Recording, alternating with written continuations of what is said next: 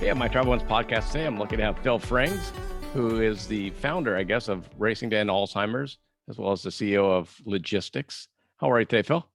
I'm doing good. I'm doing good. It's great to be home. I've been on the road, and so it's really nice to be actually in a seat that is not moving 70, 80 miles an hour.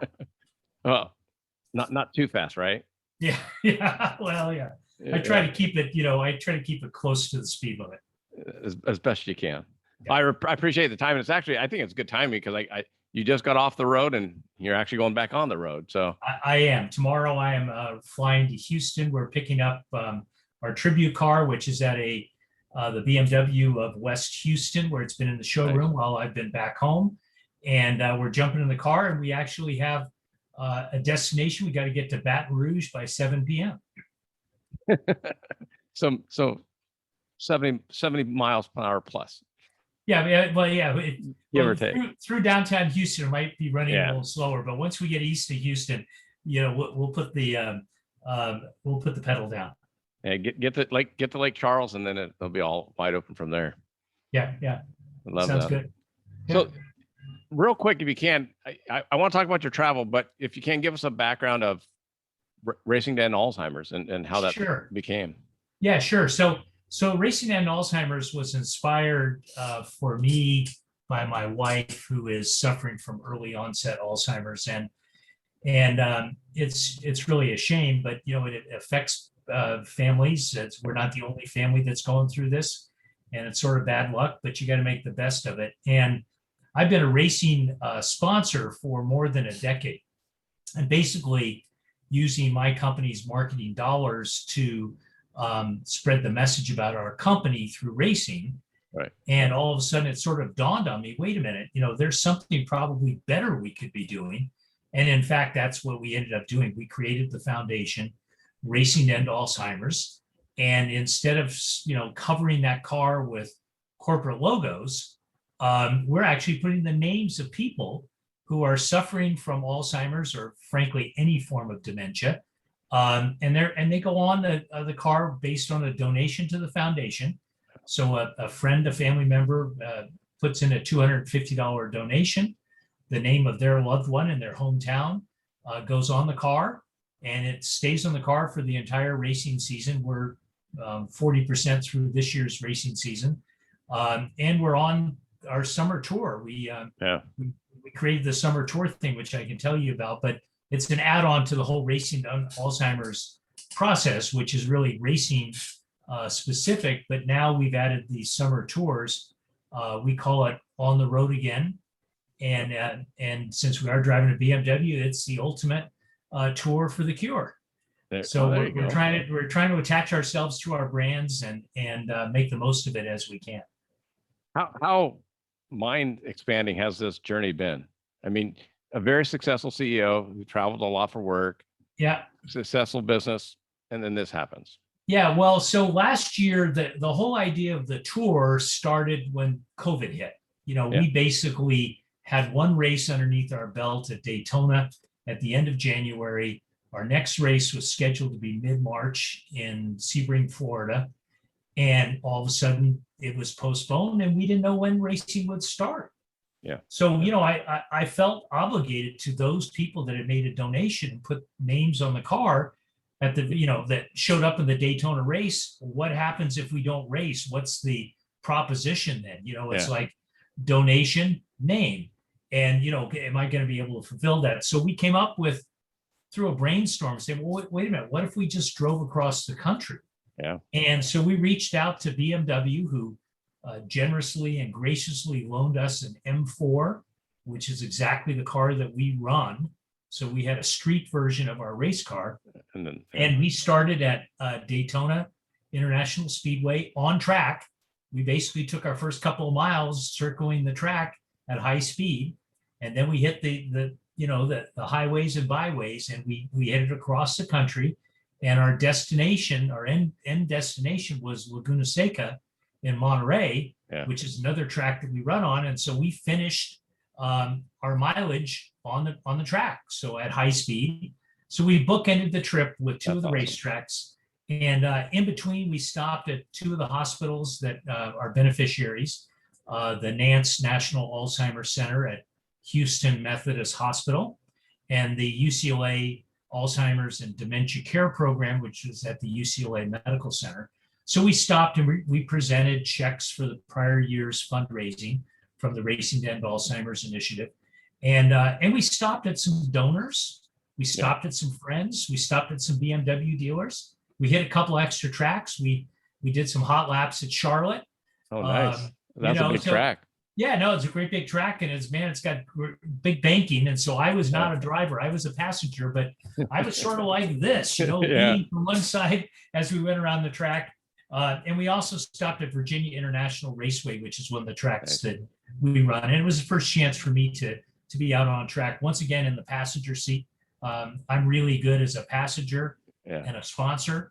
I try to not cross the line and involve myself in the things that I'm not prepared to do.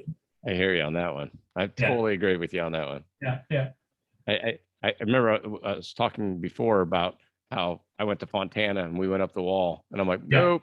Nope. Yeah. So your question was about, what have I found by being on these two trips, last year's full trip, which was 4,500 miles.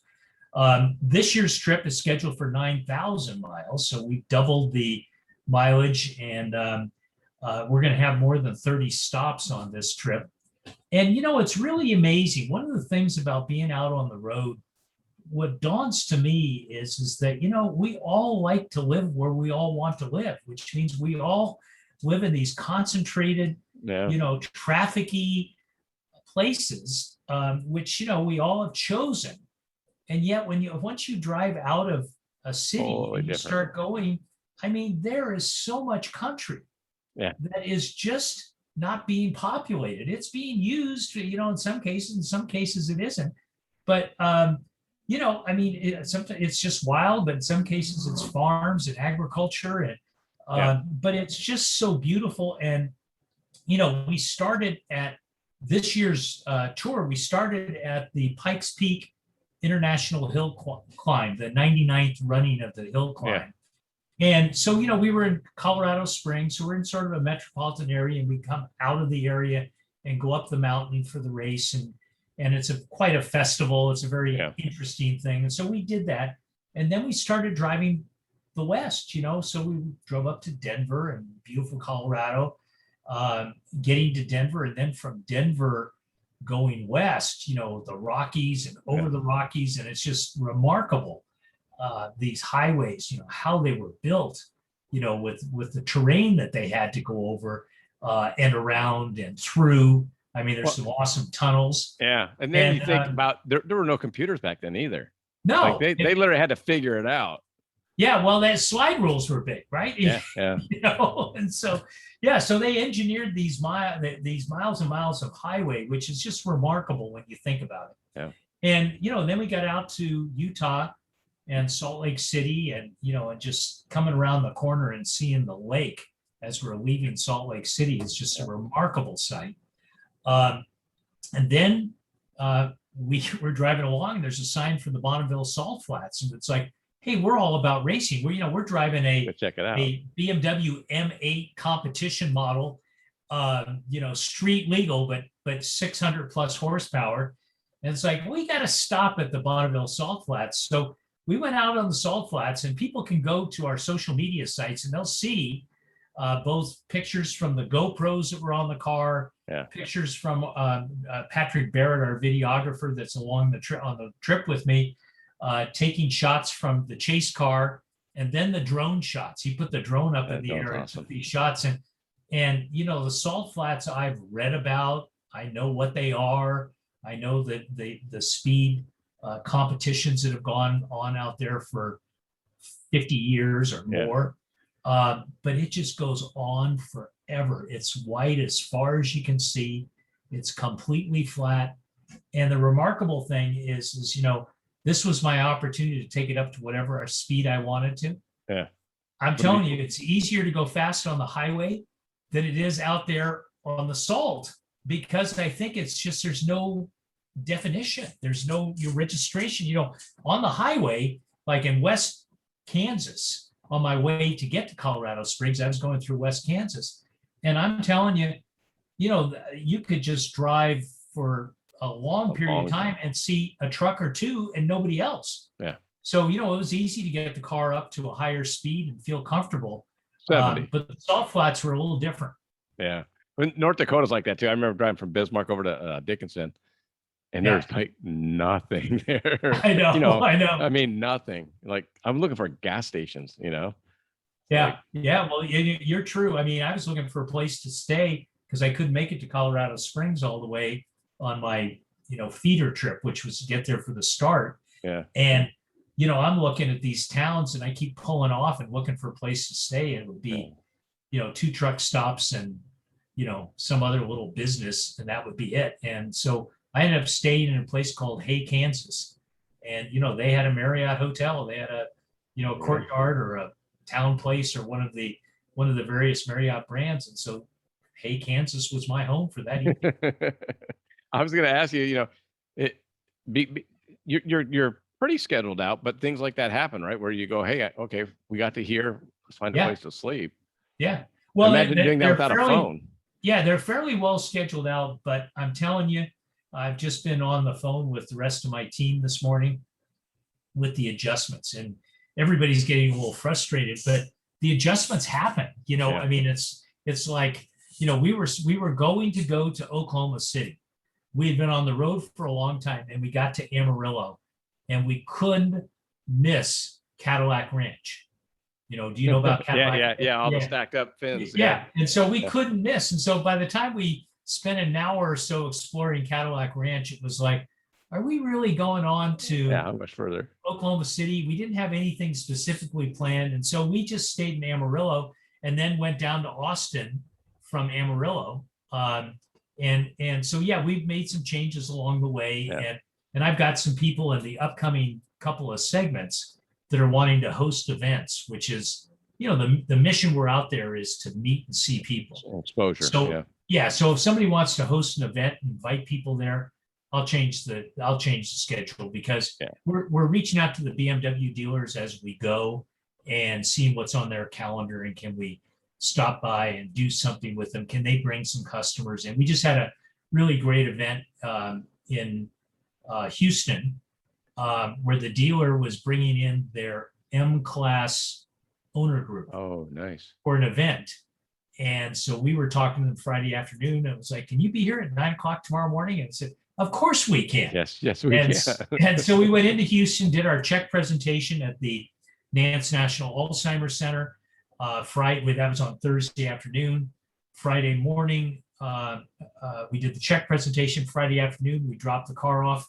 They detailed it to make it showroom ready. Yeah. And we were in the showroom and we did our show and tell with this audience of 60 BMW M-Class owners, and it was fabulous. We put some names on the car, and nice. We had just had a chance to meet with some people, and that's really a pretty cool effect of doing this thing. Is I'm spending a lot of time with a lot of people that I wouldn't otherwise get a chance to meet, and so I'm really blessed. We talked about that. I feel the same way, like with you. I mean, my dad passed away with complications of Alzheimer's. Yeah. So when I was told about you, I'm like, I'm in. It's like And by the way, at the Houston dealership was when your dad's name went on the car. Nice. So it's on there right now for the tour car, and it will be transferred over to the livery on the racing car before our next race, which is August 28th at Road America in Elkhart Lake, Wisconsin. Wow. And that's actually the finishing point of this year's On the Road Again tour. Nice. Yeah. What are your plans? Two things. How did the lockdown affect you? And the organization, and then what do you see for 2022? Well, last year we were very concerned that, the racing wasn't going to happen. As it turned out, we started racing again the last week of July. And 2020. In 2020. And the difference was that all of these races were no fans allowed at the beginning. So, a lot of what we've been doing is talking to the racing community and the fans. And that's been our outreach. And a lot of our marketing is all geared around that. So we had to sort of adjust and just enjoy the racing and not do a lot there. Depend on social media more as a means of reaching people. Yeah. And so we did that. As the year progressed, we had a race at Road America, and Road America allowed fans, but the racing teams were in a bubble. So you could see fans, but you couldn't go out and You interact. can interact. Yeah. Yeah. So, I mean, once you were cleared in the bubble, you had to stay in the bubble. And so by the time we got to the end of the racing season, our last race last year was at Road Atlanta, and that was in October. And by that time, fans were allowed around Okay. the teams. And then when we started this year, our racing season, we started at Sonoma, and there was no fan involvement, nobody allowed there but the racing teams. And then we raced in Texas at Circuit of the Americas, and we had fans around. There. Yeah, and then the next race was at Virginia, VIR Virginia International Raceway, and we did have fans there. So we'll see. I mean, with this new variant, the Delta variant, and we're sort of going backwards into a strategy as far as the public health folks are to very restrictive, and so we'll see. I mean, I'm happy to put a mask on anytime somebody wants me to wear a mask.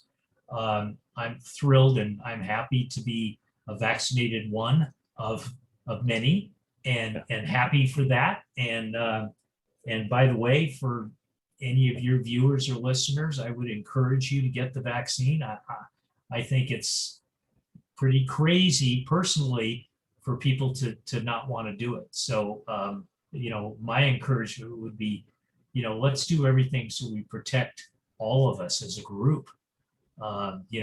Having everybody vaccinated is far better than only having a percentage of us vaccinated and have others more susceptible to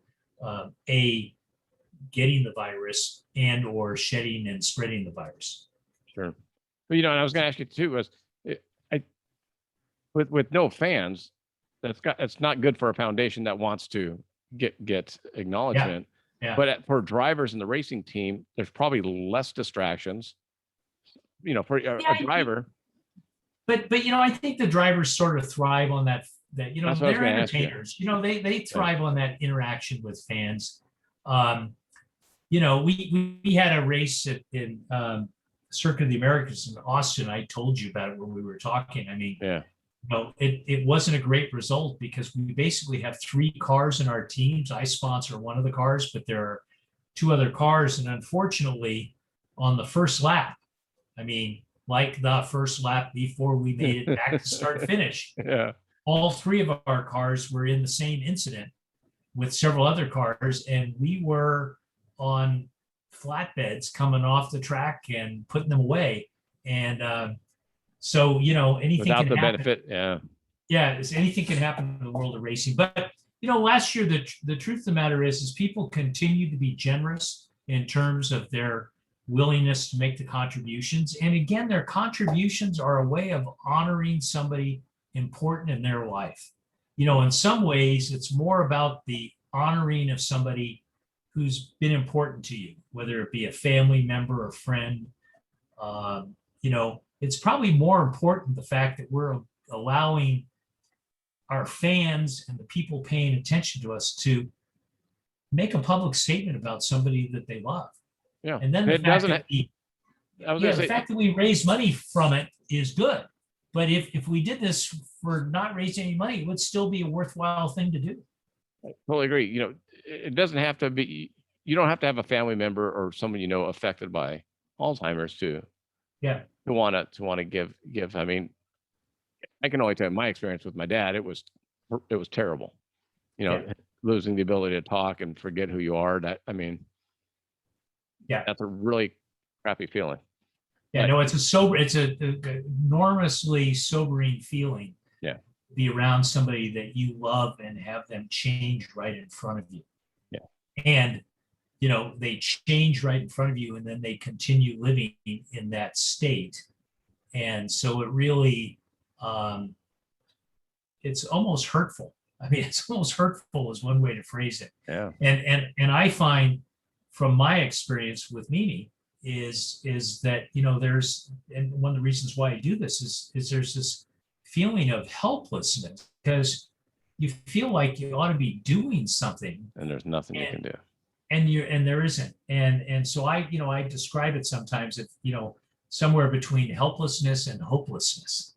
And so you just sort of have to enjoy every moment with them. And I'm thrilled when I go away. I know Mimi's in good care, but when I come home, I'm thrilled to see her and we make eyes at each other and do silly little things. And our communications isn't quite the same because we're not able to have her speak with me because she is no longer speaking. Right. But we have a good time and she's happy to see me and I'm thrilled to see her. Yeah, it was interesting because my dad was the same way. He wouldn't interact, but then like he'd hold your hand when I talk. He would squeeze it, and you can kind of tell he will. There were times when I know he wanted to. I'd break some up with my daughters or his grandkids, and then he would squeeze real hard, and then we just disappear. Yeah, a tough one. Well, I mean, we all have to remember that there's still a person in there. You know, I mean, that person is the person that you grew up to know, the person you love, the person you admire, the person that has been your champion, that has been there for you. They're there. It's just the exterior is leading you to believe that they're not really there, but they're there. They're there. And so the most important thing, I think, for all of us is to enjoy and respect them and give them dignity and allow them to go through this journey. It's not a pleasant journey for them or for those of us around watching it, but it is a journey and they're going through it. So, the best thing to do is just be there. Well, I was going to say, you've been philanthropic throughout your career, whether it's giving back to the golf industry, the golf, junior golf and all that. How, I mean, you could spend your spare time to make more money, right? Yes. I mean, we talked about this at our lunch and what do you think how do you feel about spending your spare time, not to make money, but you're raising money for an awareness versus just personal income? Yeah. I probably have been more successful than I ever imagined that I would be. And so that's a good thing, right? We all, strive and have goals and try to achieve them. And so, I've had a lot of success and I've had a lot of good fortune and I've had a lot of people pulling for me. And so that's a good thing. Yeah. It seems to me that the greater good is done when you try to make a difference. Our businesses can be as big as we aspire for them to be. We can kill ourselves to make them bigger. We can do all kinds of things. And there are some people that thrive on that. And that's the only measure of their success is to continue to grow. And I think in my case, I think it's fair just to say that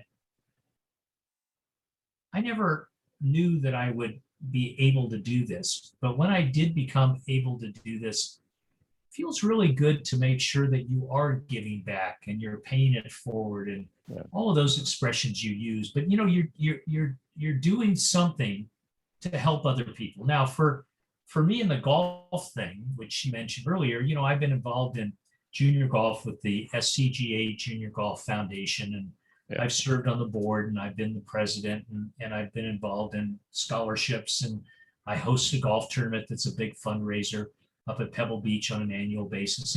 And so, the great thing is everything that I've done from a philanthropy standpoint has been based on getting somebody else to do it. And so, I'm a big believer in the power of the match. So if I ask you to do something and I'm willing to match you, we both have skin in the game. And so I think that moves people. And I think that the idea of working with people, I'm also a big believer in collaboration. Our business is really about collaboration. Yeah. We work with law firms in their offices to provide the services that are necessary to make them effective on behalf of their clients. So we're practice support specialists, and that's what our business is about. So this concept of collaborating has been a big part of my business career. And so collaborating as a philanthropist or collaborating for charity is maybe a second nature thing for me. Okay. But it feels good to know that you're moving other people. You're making other people do some things, and together you're doing more. And as an aside, I was blown away when the Blue Origin launch took place. I literally delayed our going on the road because I was in a hotel room just watching this thing. And I have to tell you that when they were coming down and getting ready to land, I just found myself tearing up because it's just such a remarkable achievement. And it's just such a dream come true for Jeff Bezos and all of those thousands of employees that he's been challenging and funding and so all of that was happening. And when he had his press conference, I thought he was particularly articulate. And he talked about how when he started Amazon, he had the Postal Service, he had UPS, he had Federal Express, he had the ability to accept payments online. All of that was done by other people, but he just found this one thing, which initially was selling a book, selling books. And so he says, it started out as really a small thing. And he says, but you sort of get a feeling that you're onto something and it's pretty good.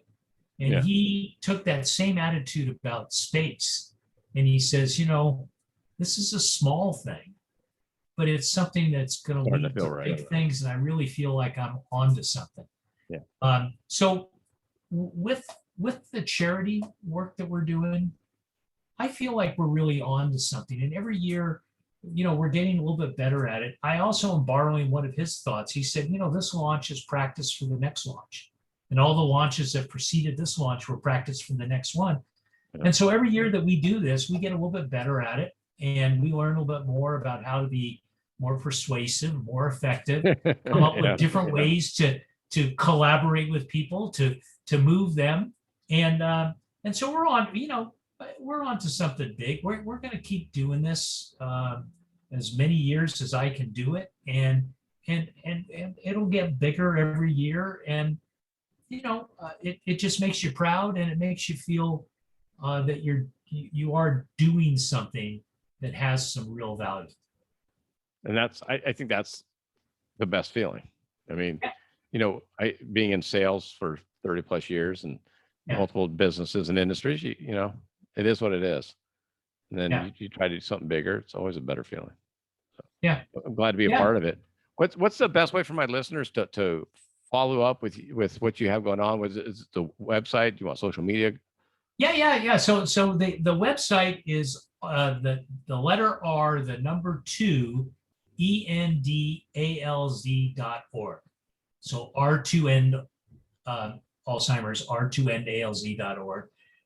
So and if you type in R20ENDALZ.org, that's fine. We own that, and it will come right to us. So don't be too discouraged. But you can easily Google us. If you Google Racing to End Alzheimer's, you'll find multiple links to us. And on social media, we're particularly active on Facebook and on Instagram and on LinkedIn. And there's different handles for each one. But once again, I just think that if you're in Facebook and you want to see what we're doing, just enter Racing to End Alzheimer's and you'll find us. Same thing on Instagram. And LinkedIn, it's actually Racing to End Alzheimer's Foundation. But once again, Racing to End Alzheimer's will take you there. And we are trying to do a number of things with our social media presence. One, we're trying to be a source of information about Alzheimer's and dementia. So we are scouring, the airwaves and the print media for stories. So we're trying to be that place where you can go and learn about what's going on. An information hub. Yeah. So exactly. So it's worth going there for that. We talk about our racing. And so the racing is featured as well. And we're talking about our On the Road Again tour as much as we can. And I do have a photographer, videographer with me. And so we're trying to get as much stuff up as fast as we can. More content. Yeah, more content. Yeah, there's a challenge. There's a race for content. Yeah. But it's just so interesting how people are moved. Can I just share a story with you? Absolutely. Yeah. We were in Austin and we were at the BMW of Austin dealership. And we were there last year. We actually had our half tour pause. And so our car went in the showroom for a week last year while I got off the road, came back. And so I got to know those guys really well. And it's a Penske owned dealership. And, there's nothing Roger Penske does that isn't expert and perfect. And so this is just one of the really great dealerships. And so we were in there. And so Chuck Jett, who is the general manager, greeted us when we pulled up in front like we were old friends. And it was such a rewarding feeling to get out and talk to him. And so the car went to the back to get it washed up so that it would be in showroom condition when we put it in the showroom for the day. And we had an event later in the evening. So we were getting the car there for a full day in the showroom. And so we're there. And then he says, I got an idea. You got a few minutes? And so he says, yeah. And so they have a fairly big campus. And so we get into a golf cart and we're going by the service bays, and then we're going by some storage areas, and we're going into some fenced lots. And he takes me back and he gets the combination to a key and he goes back. And this is an insider story. So your viewers and listeners are going to hear something. When BMW introduced the i8, which was their first electric car, about 10 years ago, they weren't making them and putting them into inventory. They wanted to sell them and make them for customers. So they made every dealer that was going to handle the i8, which I assume was every dealer in the US, buy a shell. So they basically sold them a shell, which was a car with nothing inside of it, but it was a live model of the car, right? So it had the doors on it, it had the window, and it had everything. So the i8 got discontinued last year, and so they've had this thing around, and so it's covered with leaves, it's in the back of a thing, and he says, what if we put that in our showroom, put your racing livery on it, and covered it with names, and keep it in our showroom forever, or for, indefinitely. So I just got a livery design for the car, and we're going to follow up with Chuck. And if he's still willing to do it, we're not going to just be on the road or at the racetrack. We're going to be in the showroom. Yeah. So it's just, somebody thinking, hey, I love what you're doing. How can I help? What about this idea, Phil? Yeah. And I'm the original opportunist. Ask me to plan something, it's likely not to happen. Give me the opportunity to go out and do it. We'll make something happen. And so we're going to make it happen in Austin. We're going to have a permanent part of the showroom with a Racing to End Alzheimer's i8 parked there so that we can influence that customer base and hopefully add names to the car by simply people coming into that dealership. Are you going to put the QR code on there and all, on the actual car? Yeah, I think that's a great idea. I hadn't thought about the QR code, but that's the easiest way for them to make a donation. Donate. Yeah. Put it right on the i8. Yeah, that's a great idea. We're actually even thinking about where the back hatchback is maybe embedding a TV so that we can have some content there as well. Yeah, and your drone shots and all that. Yeah, exactly. That'd be awesome. Yeah. So anyway, you never know. Stuff is happening out there. We're on our way to the next leg, Baton Rouge, New Orleans, Pensacola, Florida. We're working on putting the car out in front of the minor league baseball team's game to sort of get a bunch of people there. And then we're going up to Tupelo, Mississippi. Mimi's best friend lives in Tupelo, so we always make a stop out of respect in Tupelo. Where are you going to be in early December? With December, the car will be back in BMW's hands. Okay. So the tour ends on August 28th. I was just because I work in the rodeo industry. Yeah. And we have it's actually the largest people producing event in Las Vegas, mainly because it's 10 days long. But we have the rodeo, and it's got to be some way. Well, we may be able to actually truck one of the race cars. That's You know, what I'm we could saying. maybe truck the race car there if we could do that. That'd be wonderful. Even rodeo fans have people affected by dementia, right? Yeah, absolutely. Especially after hitting their heads on the ground so much. Yeah. Yeah. Yeah. No. So I'll talk to you about that. We'll figure out how to do something. That'd be great. Yeah. Just more exposure. Yeah. Exactly. Yeah. Well, so and I'll put all the links on my website. Okay. So anybody in my listeners will go to the website, and I'll put all the links for the Instagram, the Facebook, make it as painless as possible. Yeah, no, that's great. So. Yeah, it's great. We had one of our competitors in Austin, Jeff Mosing, and he runs a car on a team called Murillo, and he's the sponsor of Mosing Motor Cars. And Jeff is a collector of cars. Yeah. And I knew a little bit about this, but I let him know that I was going to be in town. He said, "Well, you got to come over to the barn." Warehouse, right? It's a warehouse full of cars. There's probably 70 cars in there. And, I guess every car can possibly be sold, but sometimes he falls in love with them. But, he's got a 40-foot Airstream motorhome, from the 80s or something in there. He's got race cars. He's got little minis. He's got every, cars from the muscle era. Yeah. He's got he had a Jag 2+2, the swoopback Jag XKEs. Yeah. And so he had a little Hot Wheel of it with the British flag on it, the way it is in Austin Powers. Yeah. So the car's wrapped. It's a life-size Austin Powers car. That's awesome. Anyway, he said, "Well, I'll invite some people over." And so he had a taco truck and a booze wagon out in the driveway. That'll get people there, and there was 100 people came, and they pulled up in their Lamborghinis and their whatever. They're all the car folk in Austin, and so he did that for us. And so we added names that night as well, and just talked to some really great people.